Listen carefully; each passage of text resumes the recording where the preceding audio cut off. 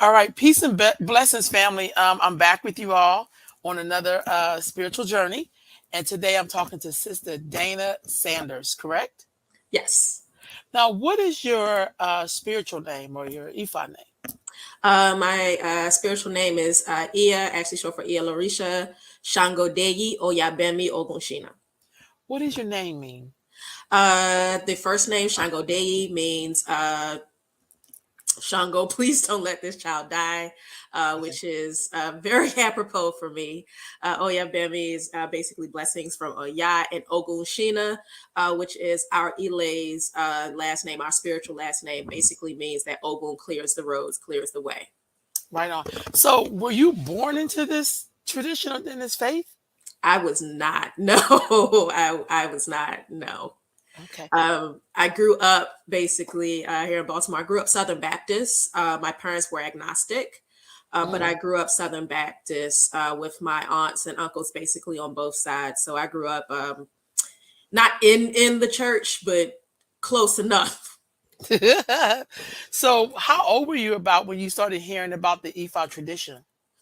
I was actually very, very young. I remember having a book growing up that was all about different mythologies and different religions, and it had stuff in there from like Nordic religions to different types of like Eastern Asian ones, and there was about 2 stories in there about uh, African traditional religious stories in there. One was the Anansi story, and the other one, I believe, was the one where it speaks of Oya as the water buffalo and how she was had her hide hidden from her by Shango. And I remember hearing about that back then, and it was just so interesting to me because I've always been a student of learning all different types of ways that we see the world. But even back then, hearing about it and definitely trying to learn more about goddesses, feminine deities outside of what I had been learning in the church, as far as with, Jesus Christ, God, Jesus Christ, the Holy Spirit, all that. So, like, what was it that made you want to go deeper into it, that you started to practice it and all that? I got back into meditation and just spending time with myself. Like I'd always kind of flirted around with religious practices outside of Christianity. Mhm. Always had flirted around with it. But there was a point in my life where I just knew I couldn't go back to the church. It Not even that it wasn't working. It it didn't fulfill me at all. There was Mm. always way too many questions. Like we should always question what we're hearing, what we're seeing, what we're practicing. But there were way too many questions for me to feel comfortable even staying there and being there, especially for the type of person that I was. So I got back into, my spiritual practices, and I spent a lot of time meditating, a lot of time just sitting with myself, thinking, staying quiet, staying in spaces. And I will never forget one day I was meditating and I just saw this woman come to me in a skirt that had the pieces coming down, and it was Mm. each piece was a different color of the rainbow, and she's just twirling, twirling, twirling, twirling, and she's just like, come on.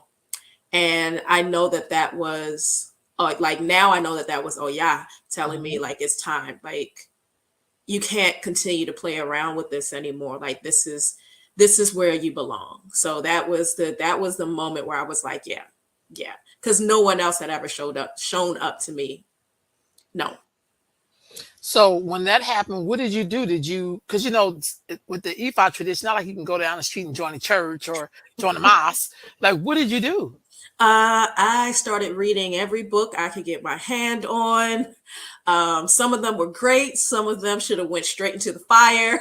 Like I read every book that I can get my hands on. Back then when Google wasn't great, typed in every daggone name of every Orisha that I could find, looking up these websites. And at the time, I wasn't plugged into the network of people that it is, especially like what it is now. It wasn't the same back Right. in like, this is maybe like almost 10 years ago. So it wasn't the same. Uh-huh. Um, so like it was just a lot of like self-study, a lot of self-study, a lot of sitting and reading and meditating, and does this make sense? And how could this, the idea of gentle character, how can this actually fit into my life? Because I don't think anybody would describe me as a gentle person, but how does gentle character actually fit into my life? So it was just a lot of reading, a lot of reading. I read stuff. Most of the stuff I read was from a Lukumi or Santeria standpoint. So it still had a lot of that Christian influence Hmm. in it. But I will say it kind of helped me to ease into this, because sometimes it could be a real shock, especially to go directly into the direct West African lineages. Like it can Hmm. be a real shock. Like Hmm. there is no Michael, guardian angel Michael, in front of what you're doing. There is no Saint Right. Lazarus that is there for Babaluaye. Like Gotcha. that's not there. Like there is there For is real. there is no Yeah. crossover. So it helped me to be able to put names. It helped me to put names to concepts Gotcha. in ways that I can understand, and then be able to shed those concepts as I moved further into my journey.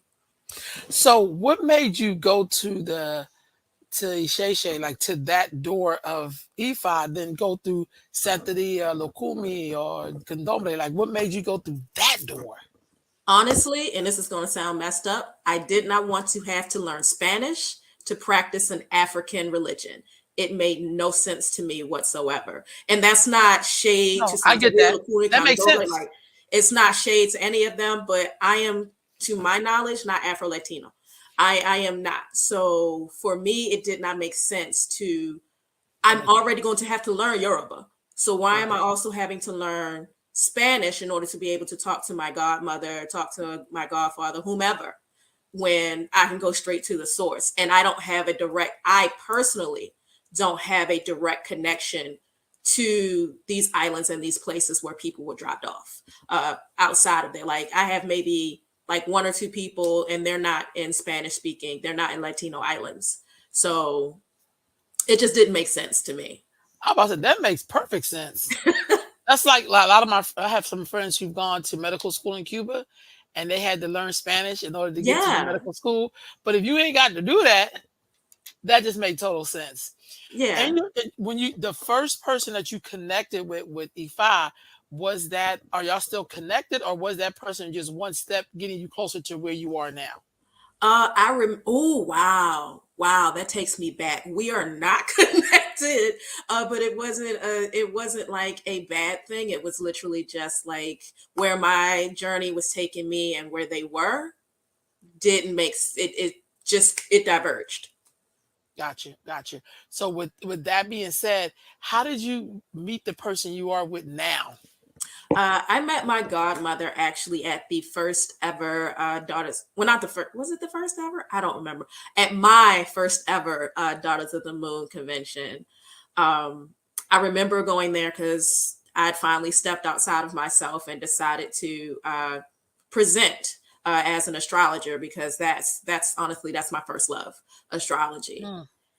And I was there, and I'm talking like my ear is talking, and she's giving the keynote speech at the end, the closing keynote speech.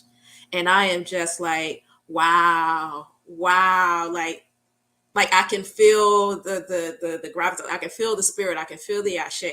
And she was speaking, and it was something that was very important to me, especially being someone who's a part of the LGBTQ community, or what we call the alphabet mafia.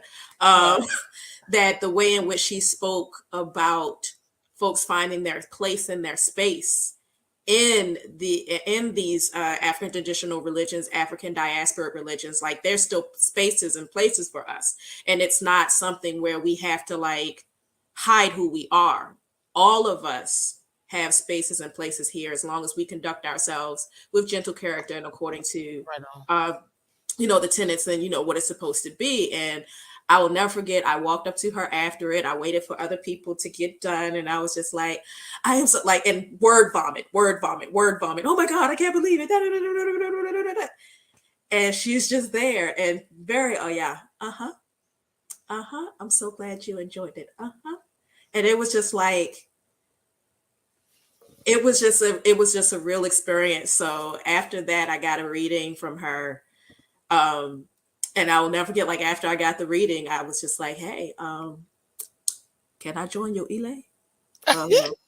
Can I join? Because I like how you conduct yourself. I've been watching you for a while and how you move. And like, I really appreciate, like, we don't see eye to eye on everything, but Mhm. in the stuff that's really important to look for in a godparent Right on. is there. What was it like to find out what Orisha that's your mother or your father? Like, what was that like for you? And was it what you thought it was going to be? Like, everybody like, oh, Absolutely. I'm Oshun. If I don't know because of Beyonce, I don't know. But like, when you really, really find out, were you like, what? I was not prepared. I was not prepared. So before I linked up with my ear, I'd gotten a reading at that time, and they said that Oshun was my head, and I was just like, I ain't gonna lie, I was just like, oh, everybody likes Oshun. No, man. Like I love Oshun down, but I Yeah, don't know that I'm not the type of person that likes to jump in where everyone else is, and right. so I'm like, okay. And then my ear gives the reading, and she was like, uh Oya and Shango are going back and forth. And like, I'm like, oh, Oya's gonna win now. She been showing up for me like for years and years. And it's just like, no, Shango claimed you. It's like, okay. Like, what? Me? What? I don't understand, but we gonna rock with it. We gonna rock with it. Wow, wow. So, when did you decide to get initiated? And Oh, was it that was a it hard was not a decision to decision. make? It was Okay. not a decision. It was not a decision.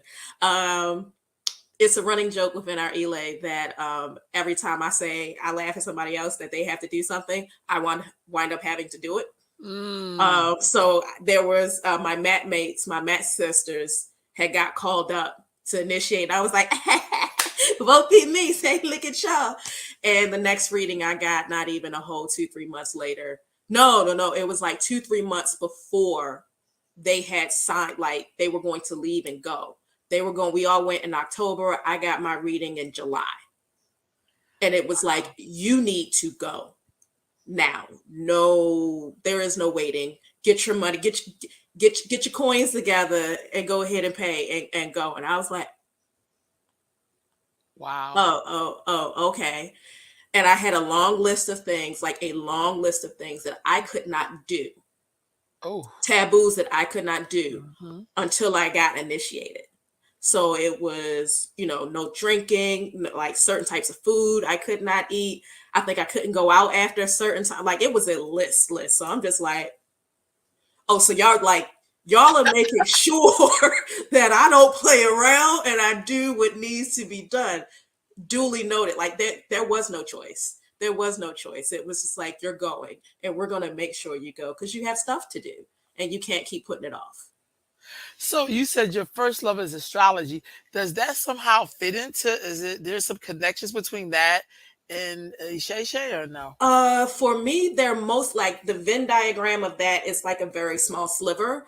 For me, astrology, I view it as a language. It's a language for us to really understand who we are and the assignments that we set up for ourselves before we actually came into being, before we came out the womb. So there's a lot of information there. Like, we know that, according to science, that intelligence is passed down through the mother, along with just like, mental illness. We know that through the father, you get certain things. So like, there's some stuff that's already kind of predetermined. There's a certain amount of nature that is already imparted in us. And astrology helps us to look at that. And it's also about timing and figuring things out. And what's a good time to do this? What's a good time to do that? How it connects for me with Isheshe is, like I said, the understanding that before we come here, we sit down and we figure out what it is that we want to do, what it is that we need to do, and how we are going to do it. It's that understanding. And then to a certain idea, for me, it's how Ifa, as far as with the Odus, how it is a language of its own to understand who we are as a culture, that of Aberishas, Iyas, and Babas, and all of that, Awos, who practice this cultural practice, because it's not just a religious practice, it's a cultural practice. Remembering, like, that's a language. The Odus are languages within themselves for us to understand their stories. And it's the same way that it works out in astrology. I do not do that whole thing where it's like, the Shango is the planet Mars. That's crap. I've never heard that before. Crap. I've seen it. I've seen people do videos where they match them up, and I'm just like, God. no. I've been doing astrology for over 30 years. I can tell you what that's not that. Like, don't do that. Okay. I never heard of that before. So that's why I was like, wow. I can believe it though, seriously, that people would want to link stuff up. So when you started practicing this tradition, what was your family's response? Or did they all start practicing it with you? No, my family is still mostly agnostic. When I see some of my aunts, they still ask me if I've accepted Jesus Christ as my Lord and Savior. It's like, that's your homeboy, that's not mine. Honestly, I had already been estranged from a lot of my biological family. Like, there is a lot of trauma that I had suffered at the hands of certain family members. So I was very much that I will see you at the family reunion. Bing, bang, boom. After the family reunion, I'll see you next year. So I didn't have to explain a lot to my biological family. I did have to have conversations with friends that I considered family. And all of them were just like, this is great. Like, we're not necessarily going to practice. We have our own practices, but like, can you tell me a little bit more about this? And I love the fact that all of them that I had the conversation with, they said, what can you tell me? Is it okay if I ask this question? Because so many of them know about or practice initiatory practices themselves. Gotcha. So like, I really appreciated that. Did you use are you able to use any of this tradition to help you deal with some of the traumas? Yes. I lay my burdens down at my pots, my shrines often. I lay my burdens down often, making sure that I'm getting Iboris, making sure that I'm staying, like, it's that I'm able to take my spiritual baths on a regular basis to kind of, if I'm not feeling good, like if I'm having some bad days, then I know it's time to wash my hand in some coconut water and go ahead and say some prayers. If I'm just too angry and the PTSD is flaring up, then I'm going to calm down as much as I can, because stepping in front of Shango in that way is not necessarily the best.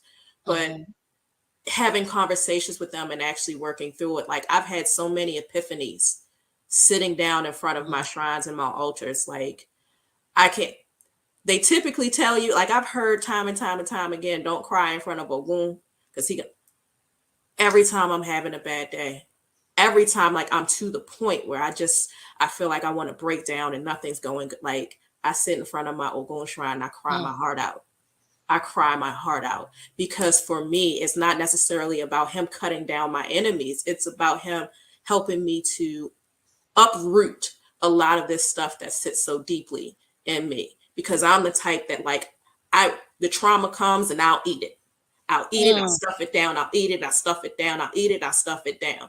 So sitting in front of him and having these conversations with him, it helps me to continue to pull those roots out so that I can get them out and actually really grow and have fertile soil for new things and new experiences in my life. Right on. I want to show this photo real quick. These are like, just trying to give you an idea. How would you describe the Orishas? Um, the Orishas, as we know them, basically how I would describe them, Mhm. are representations of forces of nature, forces of life, and just existence itself. So they are basically, as we know it, the larger creator poured down into another creator, poured down into another creator, and they poured into the Orisha. So they are ways for us to view the ever, like, enco- the encompassing, way too large encompassing idea of the very creator itself, of the cosmos, because to try and get an idea of how large the cosmos are, it's just, it's on, we can't fathom that, we truly can't.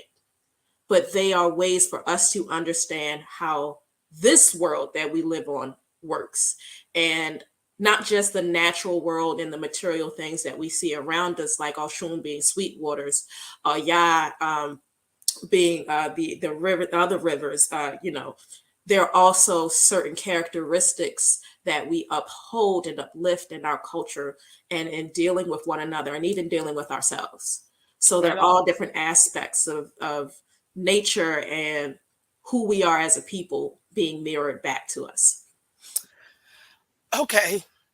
So you know how like we have like Santeria and Candomblé and Hmm. Chaco the Baptist or whatever, and those are things that came over into the so-called New World. Hmm. Why do you think that did not happen for the black people who came into America through slavery? Like Um, why we didn't were able to keep them the way they did, like with Santeria or Candomblé or whatever.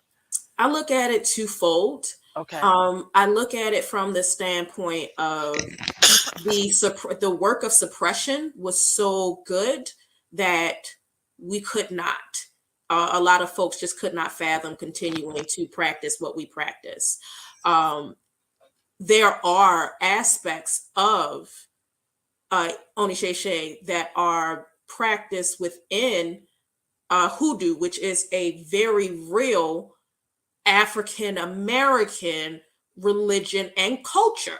So there are aspects of that that are there. And also, we have to realize that Yoruba people were not the only people who came here. We're dealing from tribes in the Congo, tribes all the way up. So you have a lot of different religious practices trying to fight and meld together. And sometimes that melding shows up as the Christian church that we see when folks are catching the Holy Ghost. They're passing spirits. Mhm. When folks are doing communion and Baptist, it looks like that's a Catholic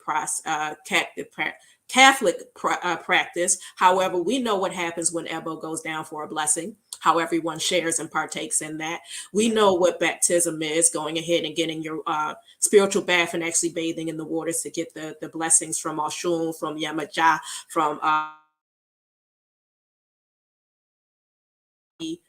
again, take away the Christian idea of it, that these practices are still in place. They they just melded with different things. And I always try to remind folks, one of the oldest Bibles in existence is Ethiopian.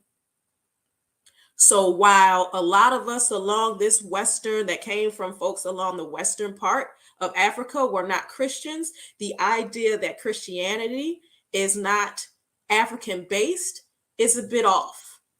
Got What you. we know of as Christianity that is practiced mostly here in the US, it's not Christian, it's not African based, it does not have that part.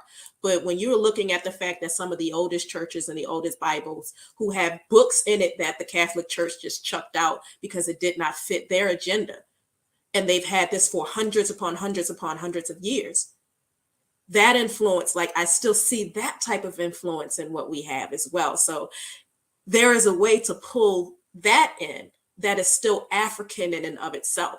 It's just when we are practicing Christianity in a way that is very much from the Roman Catholic Church, that is very much from the treatise that was put on the door by Martin Luther. That's where we lose it. that's where we lose that African influence.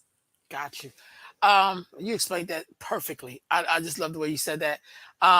When you're an Ia, is there a certain, is that just like something you call everybody, or is there a certain expectations or duties of an Ia or Um, Ia Nifa? okay, so like Ia is basically initiated. It's an initiated woman or female. So Mhm. it's just short for, it's either short for Ia Lorisha, Ia Nifa, sometimes Olorisha.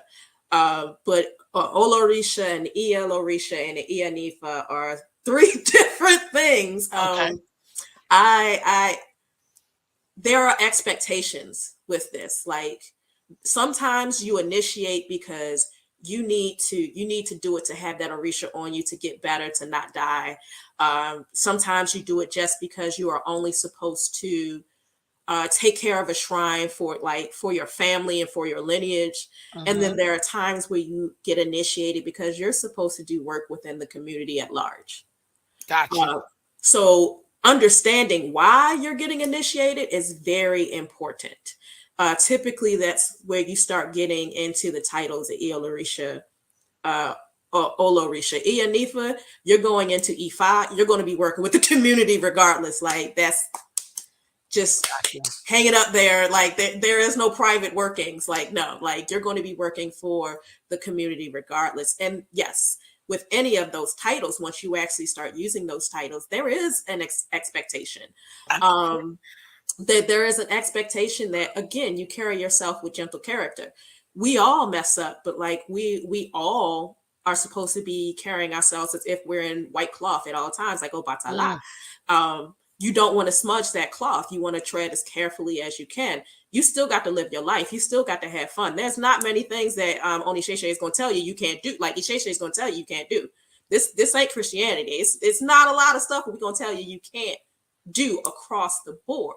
got you. However, once you start taking on the work to be in a leadership position in the community, because that's what it is, then you have a responsibility to serve your community, to be a mentor and someone that folks in the community can look up to. It's not easy. It sucks some days. Mm. It definitely does. I tell people all the time, like, I'm not necessarily the ear you want to follow, but I have no choice but to carry myself in a way that does not bring any shame on my Egun, my ancestors, that does not bring any shame to Shango, and that does not bring any shame to my ear and my allure. Like I and to myself, I can't shame my own Ori. Like Mm. all of them could drop away any moment right now.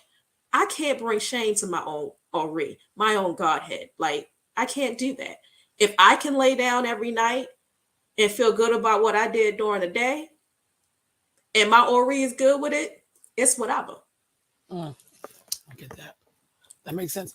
What type of advice would you have for someone who wants to learn more about E5 but don't really know where to start or who to trust? Because you know we on these internet streets, on these Facebook streets, Hmm. everybody and their mama is like, I can help you with that, and I can, you know what I mean. What would you tell a person who's trying to seek and find and understand more? It's not like going to go join church or something like that. Yeah. Um, be careful what books you read. Read every book with a grain of salt, especially because you don't know who's telling you the truth and who's mixing and matching and doing lots of ridiculous stuff. I'm gonna say some controversial stuff. If they are white, don't listen to them. Why you say that? No, not to cut you off, but why you say that? Like white people can't be in? No, it's not that white people can't be in it. They're like the Orisha choose whoever they choose. Who am I to Right. say that? But I personally have a issue with white folks using what we do, writing books and taking I profit agree. in for I that. agree. I Like agree. I personally just have an issue with that. Like there's a difference between sharing the information when you talk and actually writing a book and getting money off of that. Um, If anyone jumps in your inbox, whether it's Instagram, Facebook, Oh God. TikTok, whatever, did that. Like, don't follow them, block them immediately. Like, don't do it. Don't do it. And take your time. Take your time. You'll be surprised how much your ancestors will work to put you in the path of who you need to be in the path, like who you need to meet up with to learn this. If you take your time and you just start playing, like you start praying to them. Ancestral veneration is the backbone of not just Ifa, but West African religious and culture, period. Mm. Use your Egun. Ask them. Ask them to direct you to where you need to go. Ask them to direct you to the books you need to get, and you'll be surprised how they work for you. Got you. You brought up ancestors. I'm glad you brought that up. Um, a lot of people feel like because they don't necessarily know their ancestors, that they didn't know if they could really um, venerate them, acknowledge them, because they really don't know who they are for some of them. Mm-hmm. How do you help people to work through that? Well, it's the same way. Your ancestors don't necessarily know you. They didn't see you in the flesh. So Mm, if you didn't see them in the flesh and they haven't seen you in the flesh, why wouldn't they still have a connection with you? Literally, the very skin that you touch, the very organs that work, it has their DNA. I know. They're pieces of you that are made up of them. So you have that connection. If you see, as Black folks, if we see a child in the street, are they and they're doing something wrong, do we have to be related to them? Do we have to know their name to No. be like, hey, I don't think you Yeah, want, I don't think you want to do that. not at all. No. So I don't need to know your name to look out for you. And your ancestors, especially, don't need you to know their name in order for them to work with you. Right on. If you don't know names, just saying ancestors, they know who they are. My ancestors, the ancestors of Dana Thais Lee Sanders, the ancestors of Iya Shango Dei Oyobemi Ogunshina, the ancestors of my ancestors. If you know your mother's name, the ancestors of your mother, the ancestors of your father, like you speak that, they know who they are. Mm, If they are ancestors, because there is a difference between ancestors and folks who done just died. right. Folks Real who done talk. just died, but the ancestors know that there is work to be done and they got eyes on us at all times. Right on. And they know we don't need to know exactly their name because our blood calls to their blood. Our flesh calls to their flesh. Our bones call to their bones. Right on. Thank you for that. Because sometimes that comes up in the question. So I always put that. What is the why is it important though to venerate your ancestors? Because all of this started with ancestral veneration. The very religious practices that we have and the culture that we have has been passed down through our ancestors. It is through them that this practice will continue, that this culture will continue. If we are granted the ability to become ancestors, then that we'll have done our part and we'll continue to do our part. Like the very first people, humans put on this earth, why would we not want to venerate them and say thank you? Thank you Right for on. being good stewards of what we had so that it's still here today. Thank Mm, you. Thank you for making for fitting A into B so we can have C, D, E, F, and G. Like, right on. thank you for all that you have done. Thank you for tilling the land. Thank you for just begetting so that I am here. Right Like on. there is a love and a joy in that. We a big old family. Why not just look at your family be like, hey, I see you. Like, hey, like I'm Right. happy to see you. I love you. We doing great things out here in these streets. Like, Right. why would we want to do that? That's what's up. I'm so grateful to talk to you this afternoon, this evening. Because I just think this is those conversations. I do a lot of I work with a lot of girls every day, but I also talk to a lot of adults. And I'm originally from the East Coast, so I Hmm. remember growing up in Philadelphia, talking and hearing and talking to a lot of us, and that's how I learned a lot of things. Yeah, Even when my family didn't know what all of that stuff was, we still had altars in our house. yeah, You know what I mean? Even Yeah. though my mama was raised Catholic and then was Baptist and then, but she still had all of those elements there, whether Like she understood it or not. I laugh at like some of my Christian family members and just some Christians in general. They're like, I don't have any altars in my house. But then you look and they got the whole wall with the table and the favorite food set up, and on the wall there's nothing but Yep. the obituaries of the people that Yep. have gone Yep. past. And it's like, Yeah. sure. Yeah, sure. Yeah, you don't have any altars. No. I also I work with a bunch of girls. So every week I've been taking a bunch of girls to see the Woman King. And every time I go, it never ceases to fail that you'll hear some black people when they do the blood offering and then they do, I don't know if you've seen it yet, I but haven't seen it yet. oh, so they do the E5's all in there. And just to I've hear heard. people's comments, and you're like, dude, like, come on. Like, come on. Where do you You think your know, chicken comes from? yeah, right, really. You know I what I love mean? chicken So tenders, but yeah, it don't yeah, show up like that in the world. Like right, right. some got to get butchered. So I just feel like wow, like I love the fact that they showed it and where they did it, it was so natural. It wasn't something that was like cosmetically, it was a part of everyday life. Yeah, It's something that you did. You know what I yeah. mean? So I don't know. I just I feel like laugh at a lot of these, like again, like what you're saying. Everybody's like, "Oh my God, I can't believe yeah. it." But these same people will go ahead and like celebrate, even if they're not Haitian, the Haitian Revolution, Haitian Independence Day, and it's like, but do you not know what happened that I agree. night? Yeah. Do you not know that they sacrificed several boars and pigs to lacerate, like to Haitian voodoo god? Like, do you Right. not know? So how are you going to celebrate this? And it's literally built on the backbone of that. How are you going to celebrate who we are as a people, but it's built on the backbone of that? How Yeah. are you going to have an issue with this, but when you find out that Jewish folks do the same thing on their on a couple high holidays, it's, Holidays. oh, well, they're just Jew. Why is it okay for them but not okay for us? Trust Wow. me, trust me. Goats, all these animals cost entirely too much to be doing this willy nilly. That's so true. They cost too much to be doing this willy nilly. Like, ain't nobody got no go money. Like, don't nobody want to feel chuck out no money for it. Like, that's expensive. Yeah. That's That's true. expensive. And you got to drive around and find somebody who's, it's too much. It's work and it's Yeah. costly. So ain't nobody out here doing it just because they like, we just going to sacrifice that. No. I also think it just allows you to dig deeper into your spiritual belief where you're not just constantly taking, but you ain't giving nothing out. Like Yeah. everything is like reciprocity. We haven't figured that out yet.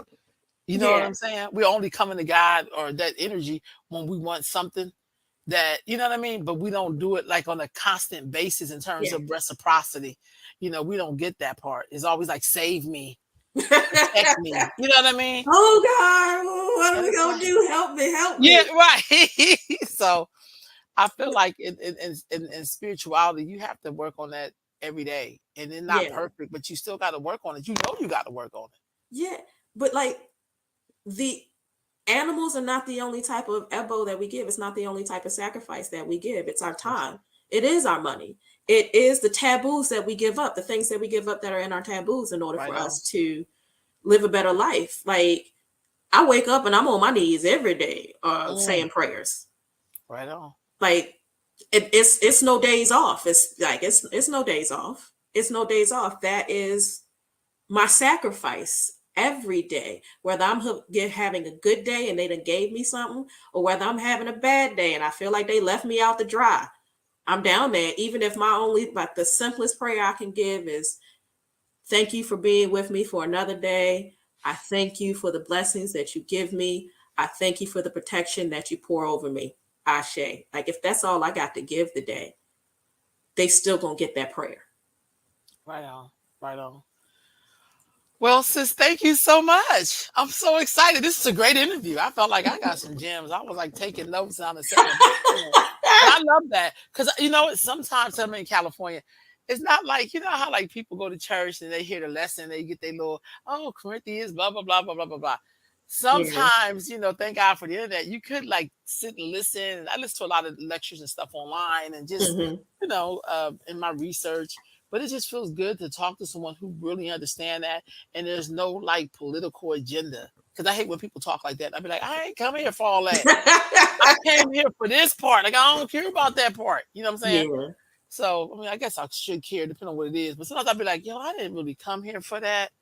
I Like, could you mean, just stick to the lesson, please? when you have your mouth set on steak, but somebody show up with shrimp, like Oh, it is what it like. You don't want that shrimp. Like I yeah, don't want that shrimp.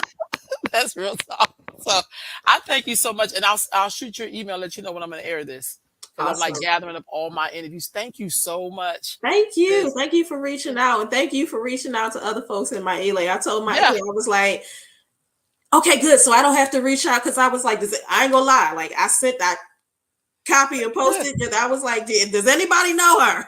And she yeah, was, what's her name? Was my ear was like, yeah, I know her. So like she reached out to me, and I was like, okay, good. She reached out to yeah. you, so I don't have to ask her to reach out to you for an That's interview. Like, cut out the like, I love it. already good, Right. already good. I think it's important for people to hear our stories. Like I'm Yeah.